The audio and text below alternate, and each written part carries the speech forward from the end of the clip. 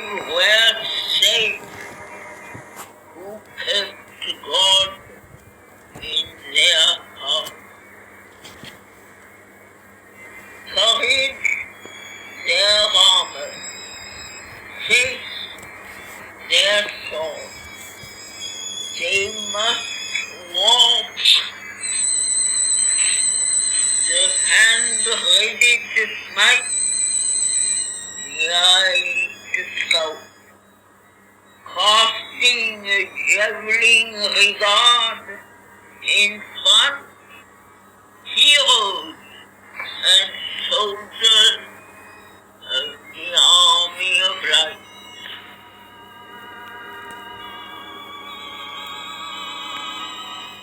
Mantras of our Divine Mother.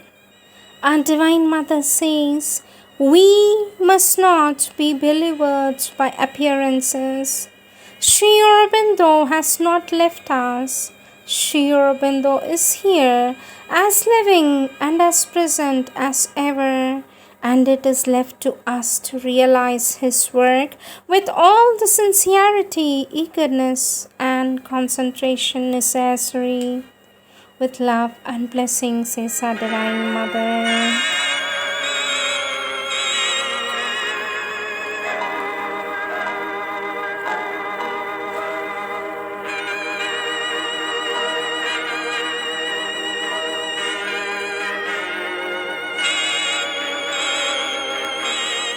Words of our Divine Mother. Topic: He uproots the difficulties and obstacles incessantly.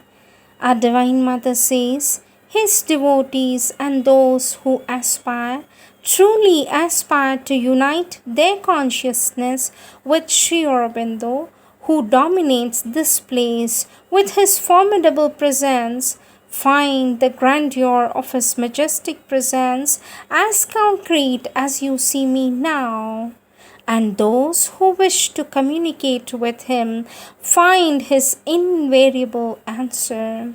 He is there, all puissant with all his power, and he presides over the new creation from behind the wheel with a sustained insistence and an unbelievable patience, but determined as is his mood of action, gaining victories one after another, first to change the consciousness of humanity and then to transform it in all its dimensions, knowing well that these resistances and these momentary falls prepare humanity to overcome the obstacles before it, and guiding its mode of action and its attitude by a global movement in the peace of his light.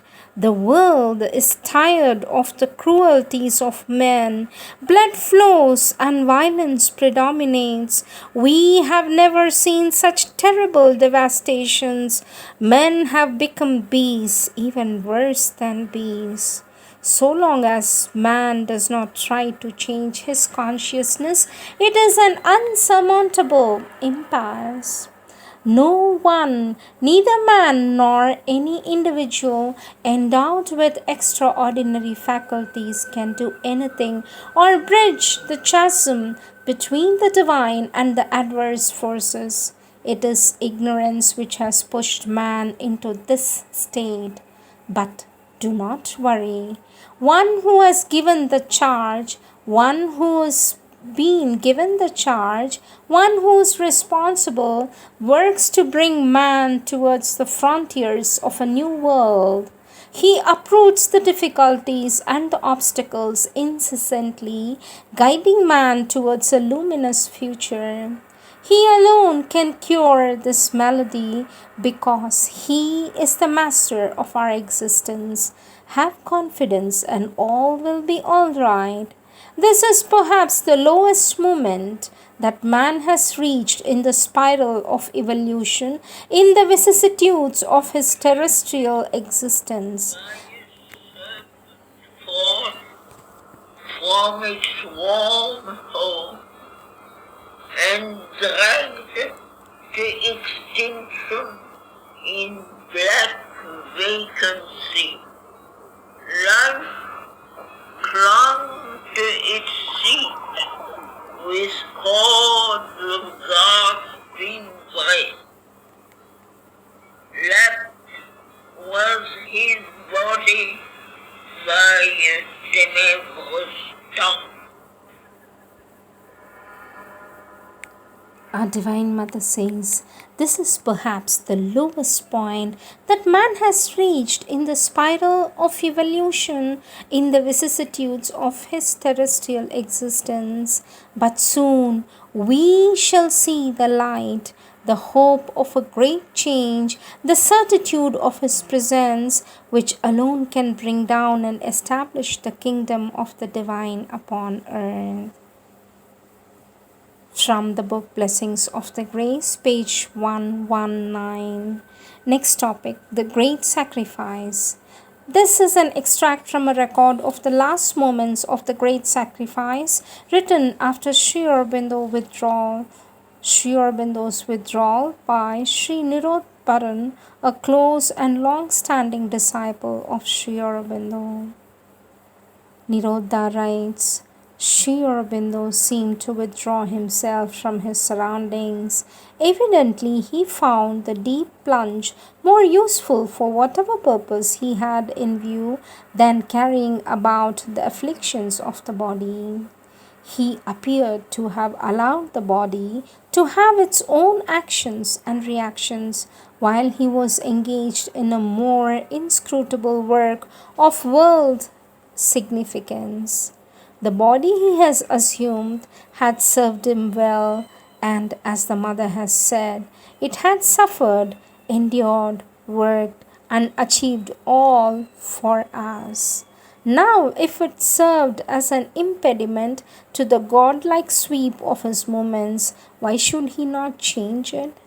As he does not allow the physical handicap to trouble him in his work and maintained throughout the same fire and passion, so after the accomplishment of the work, he did not allow the body's distress to serve him from his occult sublime purpose. Even of this dire disablement, he took the amplest advantage. He was not a nature to be cowed by circumstances, however adverse they might be. If he had to give in one front, he must gain the full compensation on another. Even if he knew beforehand that defeat and failure would be the result, that would not stop his working and fighting up to the end. Even if I knew that my mission would fail, I would go on working till the last moment, where his words in a letter, Nishkama, disinterested karma of the Gita, was his motto.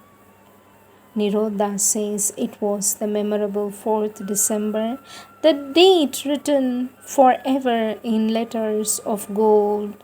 Sri Aurobindo had totally emerged from the depth and expressed a desire to sit up.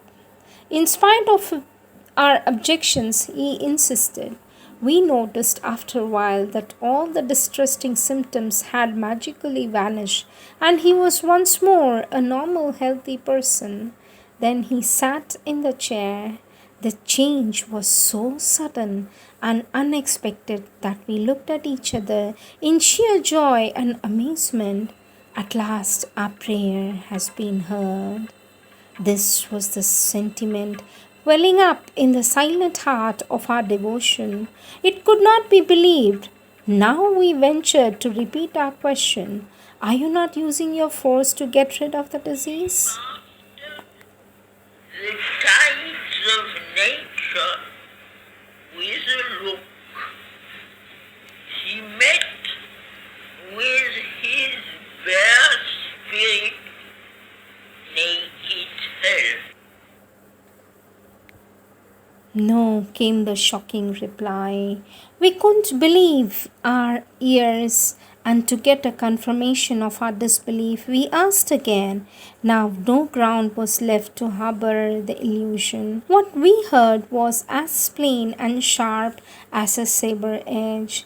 Then we put forth the bold query, why not? If you do not use the force, how is the disease going to be cured?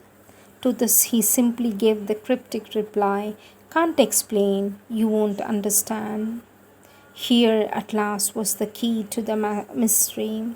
That is why the disease had progressed step by step, marked by three clear stages in its downward path: the completion of Savitri, Darshan, and the school anniversary, each stage followed by a deeper withdrawal condition.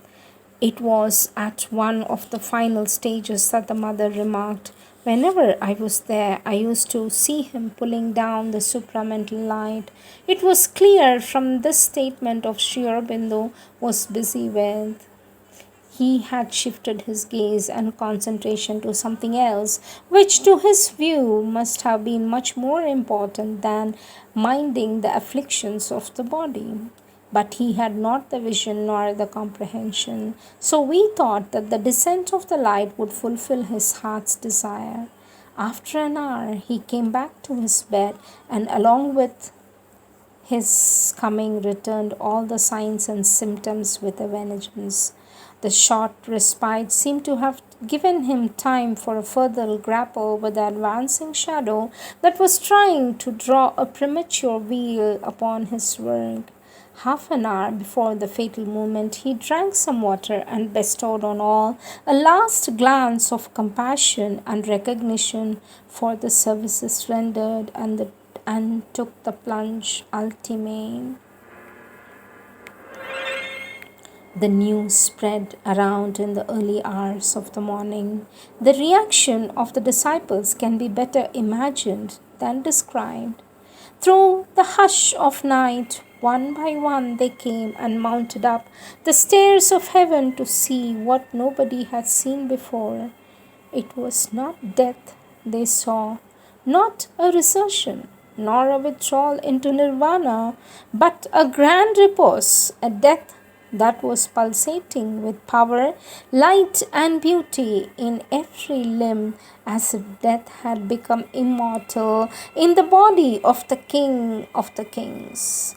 A vivid rendering of the truth into the touchstone of matter. It was no longer the body, but the golden lid which half covered, half revealed that truth. Those who had the inner sight has realized the truth, and those who had the inner ear, had heard in the still cave of their heart the piercing cry, I am here, I am here.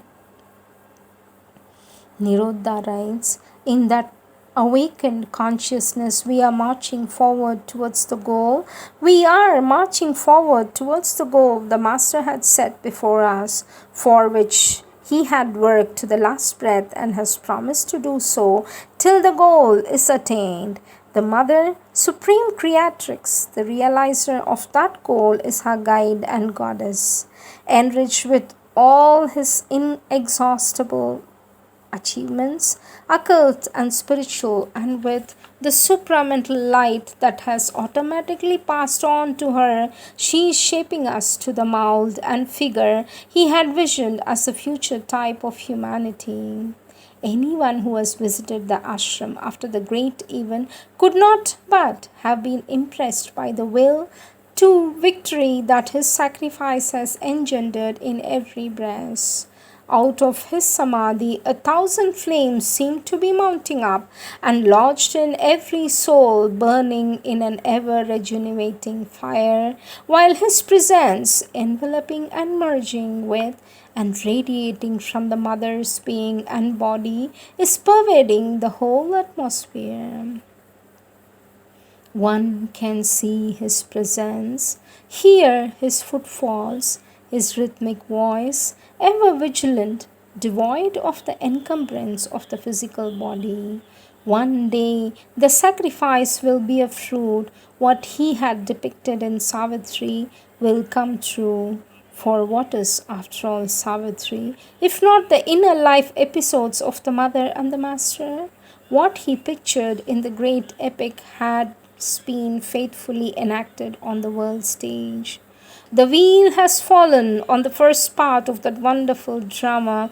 The sequel is being played behind the screen. The fight with the last supreme adversary has not ceased. If it has ended on Earth's battlefield in an apparent failure, it is raging as fiercely in the occult planes. When, at the close of the duel, the curtain will be lifted, we shall hear the sonorous recital of the Book of Death. We shall see materialize the epilogue on the earth stage, and throughout the world will echo and re echo the embodied passionate cry of victory.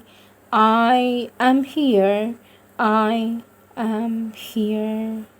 Extracts from Nirodhas, I am here, page 16.